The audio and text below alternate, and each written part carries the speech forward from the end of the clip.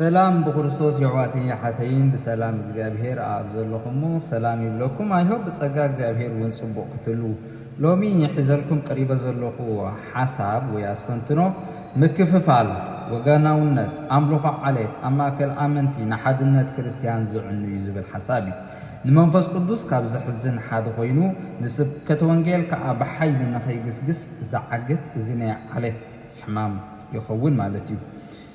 እቲ ኣነ ናይ እከለ ንስኻ ናይ እከለ ዝብል ናይ ቆሮንጦስ መንፈስ ሎሙ ናብ ህዝብና ተመሊሱ ንሓድነት ቤተክርስቲያንን ሓድነት ኣመንትን ክሕምስን ክርምስን ክርዮም ከለና ከዓ ብጣዕሚ ዘሕዝን ይኸውን ማለት እዩ። ብሽም ብዓለት ብቋንቋ ብኣውረጃ ወይ ብደማዊ ዝምድና ተለቢሱ ኣብ ማእከል ህዝቢ እግዚአብሔር ክነግስ እንከሎ ንክርስቶስ ካብ መንበሩ ኣውሪዱ ንስጋዊ መንነት ናይ ምምላኽ ሓደገኛ ውድቀት ይኸውን ማለት እዩ።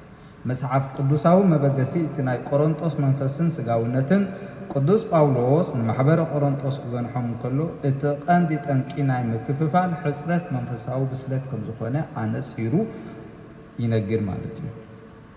ገና ስጋውያን ኢኻትኩም እሞ ቅንዓትን ክርክርን ምክፍፋልን ካብ ዘለኩምስ ስጋውያን ዶ ኣይኮንኩምን?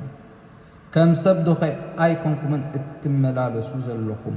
ሓደ ኣነ ናይ ኣጵሎስ እቲ ሓደ ከዓ ኣነ ናይ ጳውሎስ ካብ ዝብልሲ ስጋውያን ዶ ኣይኮንኩምን ይብል ኣብ ቀዳማይ ቆሮንጦስ 3 ካብ 3 ክሳብ 4 ሰብ ናይ ወንጌል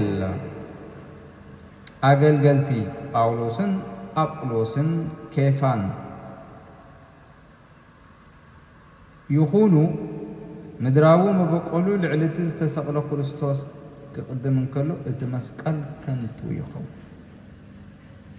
እሞ ክርስቶስ ዶ ተመቒሉ እዩ ወይስ ጳውሎስ ዶ ኣብ ክንዳኹም ተሰቒሉ እዩ ዝብል ክልተ ዓበይቲ ሕቶታት ከዓ ይሓትት። እቲ ኣብ ቀዳማይ ቆሮንጦስ 1:3 ዝኾነ ይኹን ካልእ ኣካል ወይ ስጋዊ መንነት ናይ ምድሓን መሰረት ክኸውን ከም ዘይክእልካ የዘኻኽረና ማለት እዩ።